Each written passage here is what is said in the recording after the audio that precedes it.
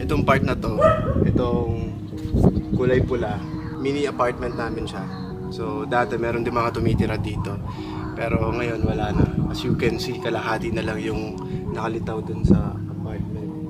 Wala na din kami magagawa dyan kasi wala na din naman bibili ng lupa dyan. Kahit ibenta mo. So hinayaan na lang namin siyang ganyan. Actually dati dito madaming nakatira. Pero every year na lang bumabaha. Wala na din talagang tumitira dito. At lahat na nakatira dito, sisilipatan na ng mga tirahan kasi hindi na din matiis to. Kasi every year bumababa yung lupa dito sa amin. Ang naging effect din siya ng pagputok ng Mount Pinatubo. Isa din kami sa mga naapektuhan na lugar at bumaba yung lupa namin. Sa laki ng pinsala ng naidulot ng baha, mismo mga volunteers na rin ang kumakatok sa pintuan ng bawat pamilya para mag-abot ng relief goods. Pumunta kami sa isa pang apartment at sa pagpasok namin, nagulat ako. Kalahati na lang ng parte ng mga bahay ang nakalitaw. At mas nagulat ako nang may nakita akong nakasampay na mga damit sa isang kwarto.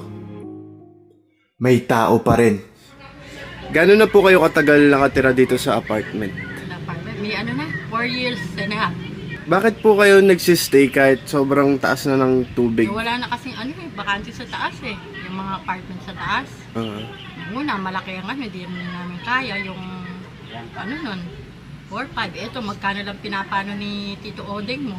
Kaya, titisa lang kami rito. Saan po kayo nahihirapan? Sa tubig talaga. Dinadala nga kami sa evacuation, sabi ko dito na lang. Importante, may tubig, may ilaw, may bigas. Yung ulam, mahahanap naman yung kagad eh. Paano po kayo kumukuha ng pagkain? I mean, ano po yung source of income niyo po? Yung anak ko nagtitinda ng pandesal sa umaga. Tapos sa gabi, sa hapon, alas 3, nagtitinda ng balot. Tapos yung isang anak ko, yung construction ngayon, nahinto, diba? Dahil nga sa gawa nga ng ulan na yan. Kung napapansin nyo guys. Yan na lang, mahabutan na. Oo nga po, yun yung higaan nila, pero yun yung tubig.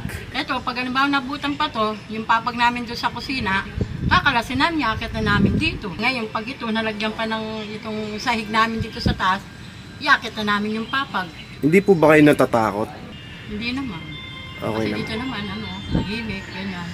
Pero ilang taon na kami dito, wala pa kami na-encounter na yung bawa, yung ahas. Wala naman, awa ng Diyos, wala. Thank you po. Yan lang po. Ingat po kayo. Salamat. Halos umabot na sa kanilang hinihigaan ang tubig. Sa kabila ng ito ay nakaangat na.